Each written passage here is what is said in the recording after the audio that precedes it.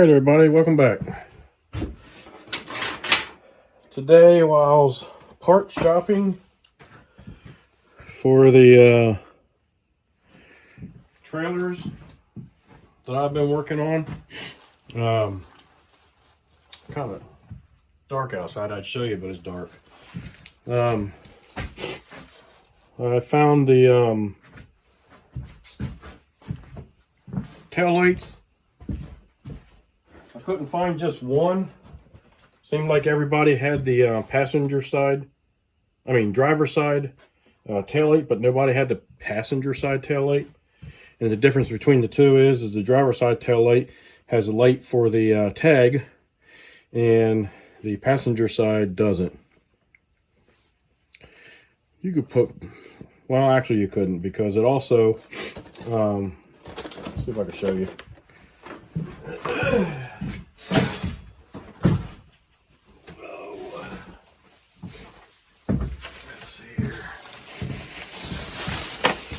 Also, the difference is for the side marker,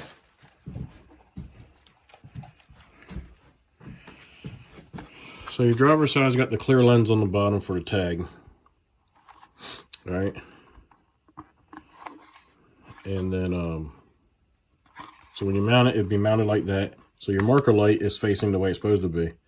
In order to get this to face the way it should be on the passenger side, you'd have to flip it up the side down, and then your tag light be facing up. Probably wouldn't be too big of an issue. Would you get a citation for it? Possibly, I don't know. But there is a right and a left. And it seemed like everybody carried the driver's side, but nobody carried the passenger side in singles. So I ended up having to buy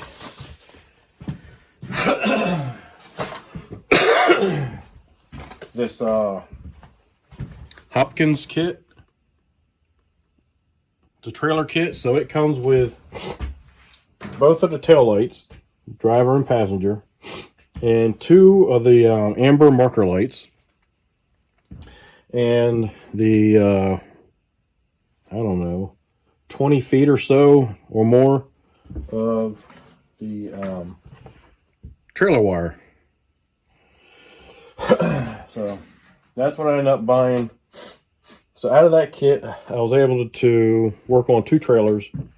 So I took the light and put it on the passenger side and got that wired in. I just need to go back and snug it up. And then I took the wire harness and used it on the other trailer. And instead of me ripping all that wire harness out to pull all the new back in, first of all, I'd have to get it up high enough that I could get under it. Two, the ground's still sopping wet. And three, I wouldn't be able to get it done in the time period that I have to get it done. So I just cut back as far as I could on the trailer, back to the good spot, and then cut that much off with the new wire harness and spliced it all in. And I spliced it all in with spade terminals. And some of you people might think that wouldn't be right, but the reason I did it with spade terminals is it's probably going to get messed up again. And so I will just be able to untape it, because I taped up the harness nice and neat. And I'll just be able to untape it, unplug the spade terminals, throw the damaged piece away, get another wire harness, which I did get a second one for him, just to harness itself, and then I would just put spade terminals on that, plug it in, and wrap it up nice and neat and tape, and be ready to go again pretty quick. And so that's why I did it with spade terminals. But everything is taped up nicely, and right where the connectors are is taped up even better, to keep moisture and stuff out of it.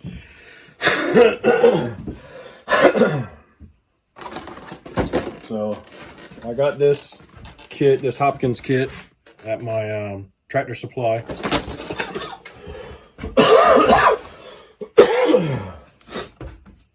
And while I was out in that area, I stopped by my local Harbor Freight, which came first in my route. And because I was getting tired of this thing hissing at me all the time, sounding like a daggone snake. So it's worn out. I have got my use out of this thing, and it is also a Harbor Freight. It's just worn out. I use this just about every single day, multiple times a day, to clean stuff off, and I always keep it lubricated a little extra more than what my lubricator assembly does. And I got that sitting right here near my doorway. Also got a three-way here, and I got a little shut off back there. I can drain everything nice and neat, mounted nicely. Got my Harbor Freight hose reel I got for Christmas before 1 year, and I just took an old airline that I had, and that's what I used to run from my tank, and I ran it up through there, and it all comes from a ball valve. You can see that yellow handle back there.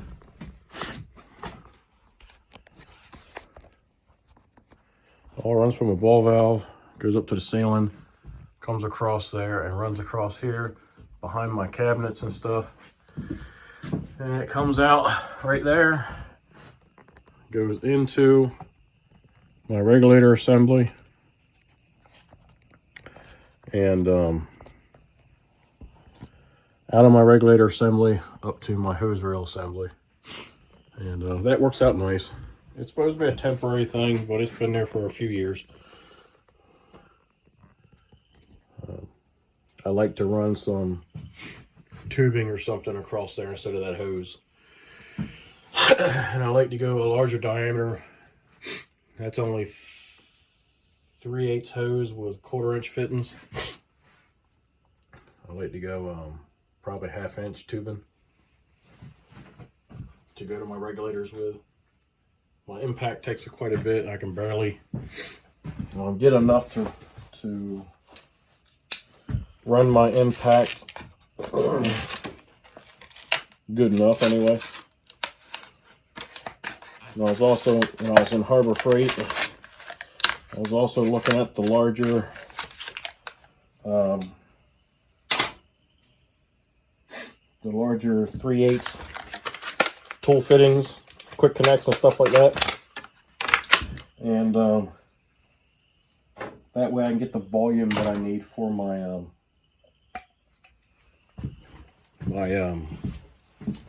my impact. So while I was there, I got a new air gun. It's a Harbor Freight brand. It's a Merlin. This will be like my third one. No, I think it's my second one. And the reason why I like the Merlin over the ones at the Walmart has one that looks exactly like this. But the Walmart, I don't know if you can see down there or not, the trigger plunger on this is much larger in diameter than the ones at Walmart. So the ones at Walmart don't seem to put out the air like this one does. So that's why I keep going back to Harbor Freight to get these. Because that plunger assembly is larger, which allows more air to come through.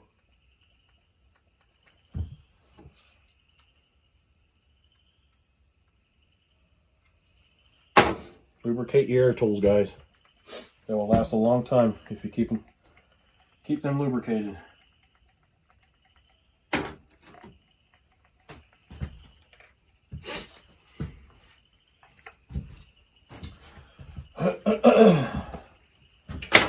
So that is the Merlin pistol grip blowgun.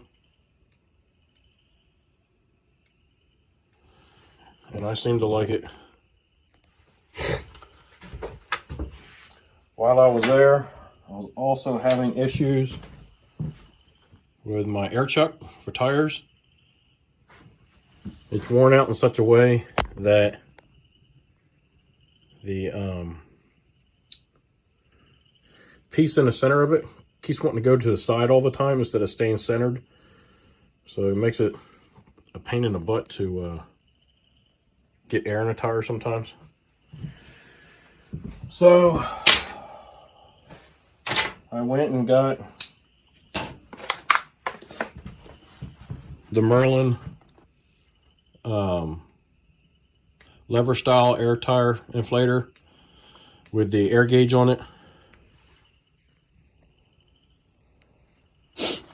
And it comes with a new air chuck. I'll probably go back later and get the air chuck that clips onto the stem and holds it for you. But for now, I just got this little kit right here. So I'll try this out, see how it works, see how I like it. I got a feeling I will. Nothing that stands out that says it's not going to work or I'm not going to like it, so we'll see. We'll give it a try.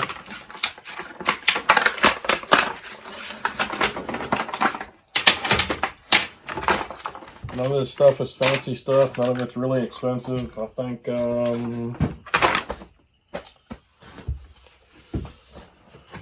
me see here. There's Tractor Supply. I can't find my other receipt. But I want to say like 20 bucks for the blow gun, I think. And like 34 or 35 for this Merlin. I didn't think that was too bad for the air gauge assembly. Air gauge assembly also has a bleed off, which is kind of nice.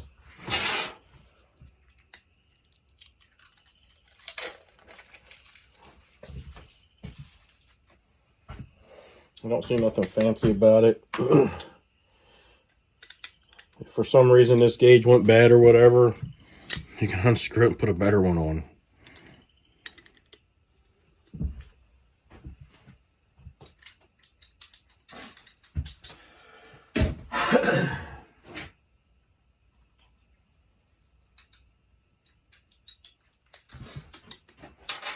I'll come back at a later date or so, maybe a month, maybe. Depends on how much I use it. Just to give you an idea if I'd buy another one or not. So I'm gonna go ahead and get some Teflon on this and get this attached. And I'm gonna swap over the